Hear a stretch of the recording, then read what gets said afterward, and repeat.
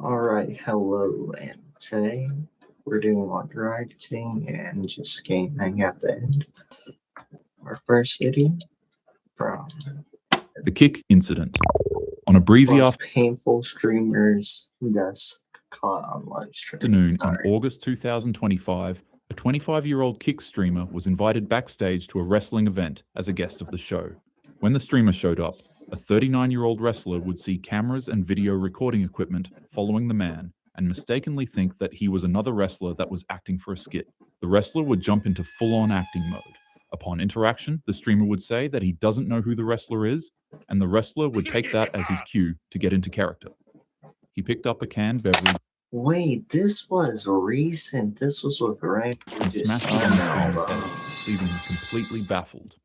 The wrestler's partners would step in and immediately let him know that the streamer wasn't a part of their wrestling set. Surprised and deeply embarrassed, the wrestler stopped playing as his persona and apologized to the streamer. And, reasonably enough, the streamer accepted his apology. The two shook hands, and the streamer would later on be invited by the wrestling crew to jump in the ring for a skit. Yeah, they told him that he jumps in the ring and he could pick up the wrestler and do one move on him to make up for what happened. And just like that,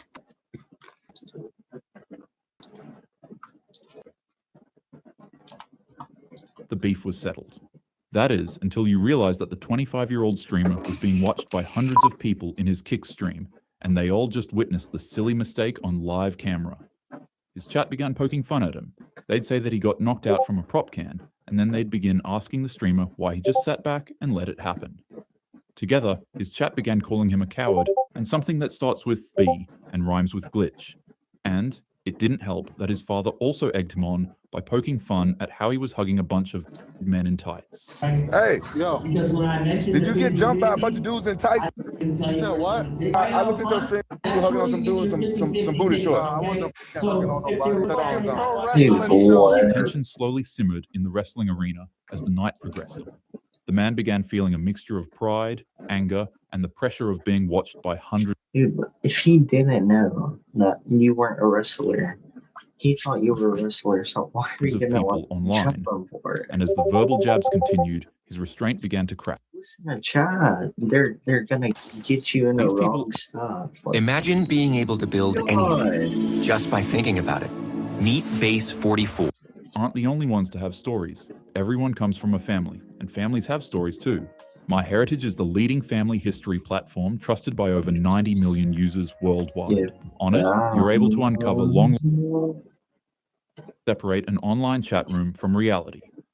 After the wrestler got on stage and began his performance, the streamer would be given the signal to join in. He jumped into the ring and, fueled by adrenaline and rage, he lunged forward at the unsuspecting wrestler and lifted him off the ground by grabbing his legs. For a moment, he carried the wrestler in the air. Everybody cheered and applauded the young man, thinking it was a part of the act. But in a moment, the tone shifted. While still carrying the wrestler in the air, the streamer would slam him onto the ground with such brutal force that it had instantly knocked the man out. Without a moment to waste, the streamer hopped onto the man's body and began unloading a fury of punches to his face. The live stream kept rolling as the wrestler's body went completely limp, and the man continued punching his defenseless head. The crowd began screaming, and a group of wrestlers jumped onto the stage to subdue the streamer and kick him out of the venue. He let his emotions and a stupid live stream get the best of him. And now, because of that, this 39-year-old war veteran who used wrestling as a coping mechanism to fight off his PTSD was fighting for his life in a hospital bed. Within hours, the video had spread across the internet, shocking everybody who watched it. What was meant to be entertainment became evidence. What was meant to build reputation instead destroyed it. Despite fracturing his facial bones, losing multiple teeth, choking on his and suffering severe head trauma. I'm happy to announce that, at the time of this video, Psycho Stu is seemingly in better condition now. Oh, I thought he died. Facebook incident. Facebook? On a sweltering afternoon in May, a construction site was on the brink of collapse.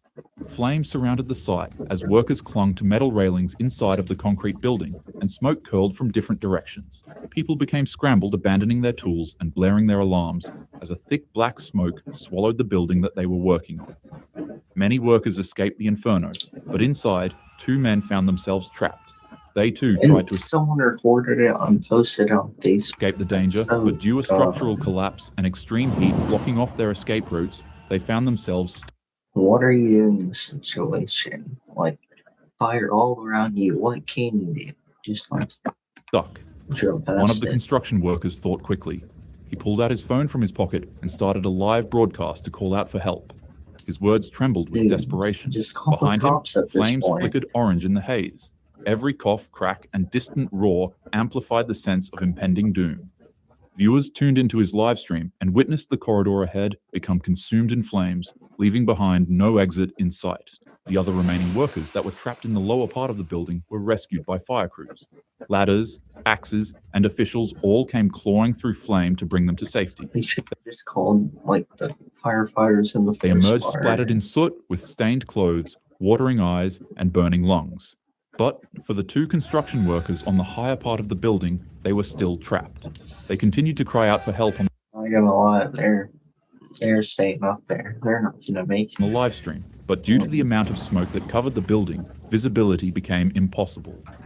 The building was just moments away from collapsing, so, depressingly enough, the fire crew decided to abandon their rescue mission for the last two men. It was just too dangerous. The men remained on livestream calling out for help, but in a split second, it ended abruptly. The building came crumbling down. Afterwards, investigators would later find that safety protocols were neglected, egress routes had been compromised, and the blaze had spread faster than anyone anticipated because of negligence. The live stream became immortalized as the two men's shocking last moments alive, but their legacy lives on in the loved ones they left behind. May their look like souls good rest in people. peace. The Instagram incident. On a Instagram. warm September night in Buenos Aires, two young women and a teen accepted an invitation that promised them some quick money and fun. They received the message through What type of fun? a friend of a friend. Apparently, some people were willing to pay the girls to attend a private party. Delighted by the opportunity, the three ladies accepted. Later on, they would arrive at a quiet house in Florencio Varela. But unbeknownst to them, it'd be the last building they'd ever step in. What waited inside wasn't music, dancing, or partying, but rather a masked gang carrying ropes, weapons, and evil intentions. What? The girls were all accused of stealing something that didn't belong to them. It was a package of illegal items that seemed to carry more weight than their lives ever could in the eyes of the men holding them hostage. They all brought out their phones and went live. 45 exclusive viewers joined in, and just like that, the So they infamous killed stream them had officially begun. online, or The what gang happened? shouted at the woman and told the viewers that this is what happens when people steal from him. The men then begun to beat on the captives, while also What they did even do? removing their fingernails from their hands. The beatings continued for a long period of time until they finally That would hurt. Oh, the three women and ended the stream. Days later, the house was raided. Beneath freshly turned soil in the men's backyard, police uncovered the three bodies of the women buried in multiple pieces. The stream had ended, but its echo spread across Argentina, igniting pure outrage and grief. It was no longer just a crime. It became a symbol of how easily life, innocence, and dignity can vanish when cruelty hides behind a camera. Fortunately, however, the police have recently arrested the mastermind behind this atrocity. May these women's souls rest in peace. alright. What if you can create your own website by saying, this is what I want? With Wix, you can. The live leak incident. On a calm Friday afternoon in Christchurch, prayers had just begun. The sun fell softly over the city as hundreds gathered at Al Noor Mosque, a place of peace, ritual, and routine. Across town, a man sat alone in his car, checking his weapons and pressing the streaming button to go live on Facebook. The broadcast began. He drove No. Wait. What? fell soft and routine to go live on Facebook. The broadcast began. He drove slowly toward the mosque, and when he stepped out, He's his taking camera it. followed. He placed his camera on his helmet and pulled out his weapon and began one of the worst known atrocities in New Zealand. Fire rang out inside the prayer hall, shattering the calm. Worshippers panicked on camera and scrambled for cover in That's confusion. so In his wrong. little Think about the people that survived that. Like, they were going to church. They would be mad at God for like the rest of their lives. No, just be. These 2 minutes, the live stream showed nothing but pure chaos. Corridors echoed with screams, doors slammed, and footsteps tried running to escape, but it would be to no avail. As worshippers ran out of the mosque and spilled out onto the street, the man walked back outside, reloaded his weapon, and fleeing. And then he drove off and arrived at a second mosque known as the Linwood Islamic Center. Depressingly enough, even more lives were taken at this mosque. Well, that is, until a brave worshipper fought back. Abdulaziz attacked the man with nothing but a credit card machine while ducking and avoiding gunfire. Eventually, the brave man found one of the streamer's used weapons that he had discarded on the ground. He picked it up and chased the man away with it, and then he threw the empty weapon into the back of the man's car window, forcing him to flee. The day was finally saved as police officers later on arrested the man. But what was left behind was 51 human casualties, a city in mourning, and a nation forever changed. The footage exploded all over LiveLeak, where it was re-uploaded numerous times. The situation was so bad that the entire website became blocked by the country's biggest internet providers. New Zealand made significant reform with laws aimed to specific weaponry. A man who attempted to become immortalized through an atrocity failed to realize that he only set the stage to show off the capabilities that human courage can excel to. Rest in peace to every one of these victims, and Abdul's actions has my deepest and most profound respect. We could all learn a thing or two from him. Anyways, with that being said, have yourself a happy day. Don't forget to start your 14-day free trial now. Oh my, RIP to all the people that died and all that, but hey, like, make sure to sub up. We're trying to hit 200 subs, but yeah, really appreciate it. But yeah, that's it. Bye.